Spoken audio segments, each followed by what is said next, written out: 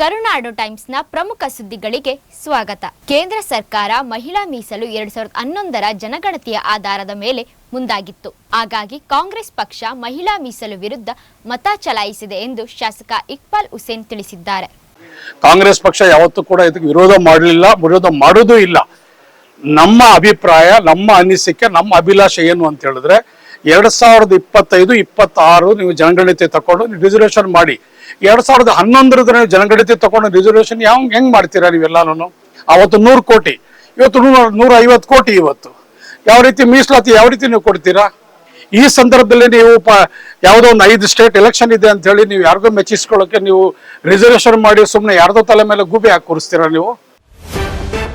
ಚನ್ನಪಟ್ಟಣ ವ್ಯಾಪ್ತಿಯಲ್ಲಿ ನಿರಂತರ ಆನೆ ದಾಳಿಯಿಂದ ಬೇಸತ್ತು ಆನೆ ಹಾವಳಿ ತಡೆಯಲು ಸಾಧ್ಯವಾಗದಿದ್ದರೆ ಪಂಚಾಯಿತಿಗೊಂದು ಆನೆ ದತ್ತು ಕೊಡಿ, ನಾವೇ ಸಾಕುತ್ತೇವೆ ಎಂದು ರೈತರು ಆಕ್ರೋಶ ವ್ಯಕ್ತಪಡಿಸಿದ್ದಾರೆ. ಸರ್ಕಾರದಿಂದ ಏನಾದ್ರು ನಮ್ ಕೈಲಿ ಆಗಲ್ಲ ಅಂತಂದ್ರೆ ಒಂದು ತಾಲೂಕಿಷ್ಟು ಅಂತ ಎಷ್ಟು ಕೊಡಿ, ದತ್ತು ಕೊಡಿ. ಅದಕ್ಕೆ ನಾವು ರೈತರೇ ಕೂಡ ಸಾಕುವಂತ ಒಂದು ವ್ಯವಸ್ಥೆ ಮಾಡ್ಕೋತೀವಿ. ಅಲ್ಲಿ ಏನು ಸರ್ಕಾರದಿಂದ ಆಗಿಲ್ಲ ಅಂತ ಇದು ಬಂದಾಗ ಪಂಚಾಯತಿಯಿಂದ ಕೊಡಿ, ಅದೇ ಪಂಚಾಯತಿಗಳನ್ನು ಕೊಡಿ. ನಾವು ಪಂಚಾಯತಿನೇ ಸಾಕುವಂತ ಒಂದು ವ್ಯವಸ್ಥೆ ಮಾಡ್ತೀವಿ. ಯಾಕೆಂದ್ರೆ ಭತ್ತ ಬೆಳೀತಾ ಇಲ್ಲ, ರಾಗಿ ಬೆಳೀತಾ ಇಲ್ಲ, ಮತ್ತೆ ನಾವು ತರಕಾರಿಗಳು ಬೆಳೀತಾ ಇಲ್ಲ. ಯಾಕೆ ಬೆಳೀತಾ ಇಲ್ಲ ಅಂದ್ರೆ ಆನೆ ಹಾಳು ಮಾಡ್ತವೆ. ಕಾಡಾನೆ ಹಾವಳಿ ತಡೆಗೆ ರೈಲ್ವೆ ಬ್ಯಾರಿಕೇಡ್ ನಿರ್ಮಾಣ ಮಾಡುತ್ತಿದ್ದೇವೆ ಎಂಬ ಅಧಿಕಾರಿಗಳ ಸಮಜಾಯಿಷಿಗೆ ಕಳೆದ 12 ವರ್ಷಗಳಿಂದ ರೈಲ್ವೆ ಬ್ಯಾರಿಕೇಡ್ ನಿರ್ಮಾಣ ಮಾಡುತ್ತಿದ್ದೀರಿ ಎನ್ನುತ್ತಿದ್ದೀರಲ್ಲ, ವರ್ಷಕ್ಕೊಂದು ಕಂಬ ನೆಡುತ್ತಿದ್ದೀರಾ ಎಂದು ರೈತರು ಆಕ್ರೋಶ ವ್ಯಕ್ತಪಡಿಸಿದ್ದಾರೆ. ಅಲ್ಲೆಲ್ಲ ಬ್ಯಾರಿಕೇಡ್ ಮಾಡ್ತಾ ಇದೀವಿ, ರೈಲ್ವೆ ಕಂಬಿಗಳಿಗೆಲ್ಲ ಆರ್ಡರ್ ಮಾಡಿದೀನಿ, ಕೊಡ್ತಾ ಇದೀವಿ ಅಂತ ಅವ್ರು ಹೇಳಿದ್ರು. ಏನ್ ರೈಲ್ವೆ ಕಂಬಿನ ವರ್ಷಕ್ಕೊಂದು ನೆಡ್ತಾ ಇದಾರೆ? ವರ್ಷಕ್ಕೊಂದೊಂದು ರೈಲ್ವೆ ಕಂಬಿನ ಅಲ್ಲ ರೀ, ರೈಲ್ವೆ ಕಂಬಿ ಎಷ್ಟು ವರ್ಷದಿಂದ ನೆಡ್ತಾ ಇದಾರೋ? ವರ್ಷಕ್ಕೊಂದೊಂದು ನೆಟ್ಕೊಂಡು ಹೋಗ್ತಾ ಇದಾರ. ಇನ್ನೂ ರೈಲ್ವೆ ಕಂಬಿ ನೆಟ್ಟಾಗ್ಲಿಲ್ವಾ?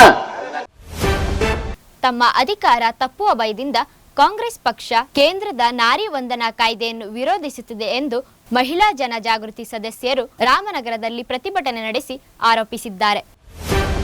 ನಮ್ ಕಾಂಗ್ರೆಸ್ ಸರ್ಕಾರಕ್ಕೆ ಏನ್ ಕಷ್ಟ ಆಗಿದೆಯೋ ಅಂತ ನಮಗ್ ಗೊತ್ತಿಲ್ಲ. ನಮ್ಮ ಮೋದಿಜಿ ಅವರು ಮಹಿಳೆಯರಿಗೆ 33% ಕೊಡ್ಬೇಕು ಮೀಸಲಾತಿನ ಅಂತ ಹೇಳ್ಕೊಂಡು ಬರ್ತಾನೆ ಇದಾರೆ. ನಮ್ಗೆ ಜಾರಿ ತರಬೇಕು ಅಂತ ಪ್ರಯತ್ನ ಪಡ್ತಾನೆ ಇದಾರೆ.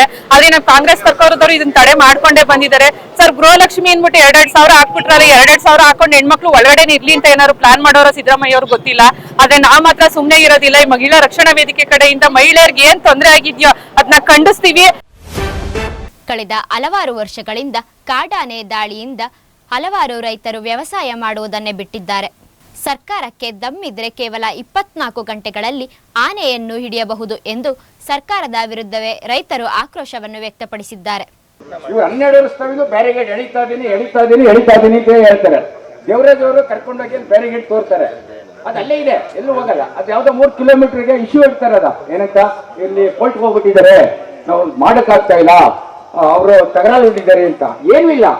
ಯಾಕೆಂದ್ರೆ ಸರ್ಕಾರಕ್ಕೆ ದಮ್ಮಿಲ್ಲ. ಸರ್ಕಾರಕ್ಕೆ ದಮ್ಮಿದೆ 24 hours ಆನೆ ಹಿಡಿಬಹುದು, 24 ಗಂಟೆಲಿ ಆನೆ ಹಿಡಿತಾರೆ. ಯಾಕೆಂದ್ರೆ ಅದು 10 ಟನ್ 20 ಟನ್ ಬಾಂಬ್ ಎತ್ಕೊಂಡು ಹೋಗ್ತದೆ ಒಂದು ಪ್ಲೇಟ್. ಆನೆ ಯಾಕೆ ಎತ್ಕೊಂಡು ಹೋಗಲ್ಲ?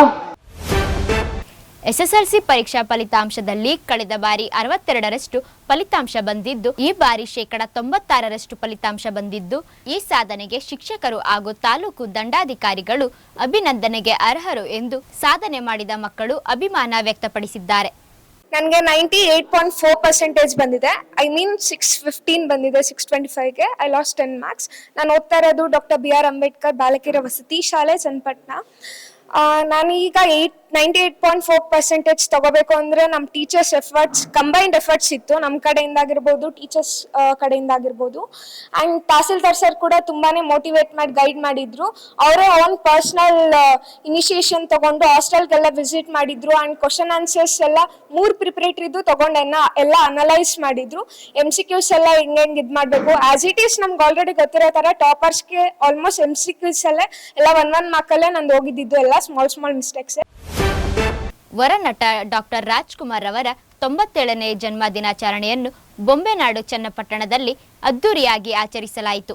ಈ ಸಂದರ್ಭದಲ್ಲಿ ಮಾತನಾಡಿದ ತಹಶೀಲ್ದಾರ್ ಗಿರೀಶ್ ರವರು ಕಲಾವಿದರಿಗೆ ಗೌರವ ಚಪ್ಪಾಳೆಯೇ ಬೃಹತ್ ಕೊಡುಗೆ ಎಂದು ಅಭಿಪ್ರಾಯ ವ್ಯಕ್ತಪಡಿಸಿದರು. ತುಂಬಾ ಜನ ಕಲಾವಿದರು ನಮ್ಮ ಚನ್ನಪಟ್ಟಣದಲ್ಲಿ ಇದ್ದಾರೆ. ಯಾಕೆಂದ್ರೆ ಕಲಾವಿದರನ್ನ ಬೆಳೆಸೋದು ಬಹಳ ಮುಖ್ಯ. ಕಲಾವಿದರಿಗೆ ಏನು ಕೇಳಲ್ಲ, ಅವ್ರಿಗೆ ಬೇಕಾಗಿರೋದು ಒಂದು ಜೋರಾದ ಚಪ್ಪಾಳೆಗಳು ಕೇಳ್ತಾರೆ.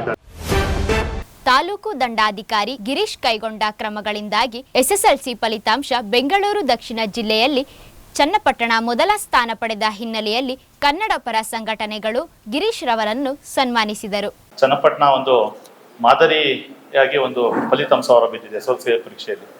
ನಿಜಕ್ಕೂ ಇದೊಂದು ಸಂತಸದ ವಿಚಾರ.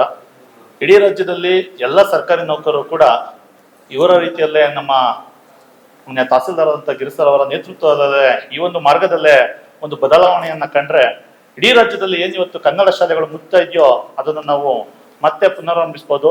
ಇನ್ನೂ ಹೆಚ್ಚಿನ ಸುದ್ದಿಗಳಿಗಾಗಿ ಕರುನಾಡು ಟೈಮ್ಸ್ ಹಾಗೂ ಕರುನಾಡು ಟಿವಿಯನ್ನು ವೀಕ್ಷಿಸಿ. ನಮಸ್ಕಾರ.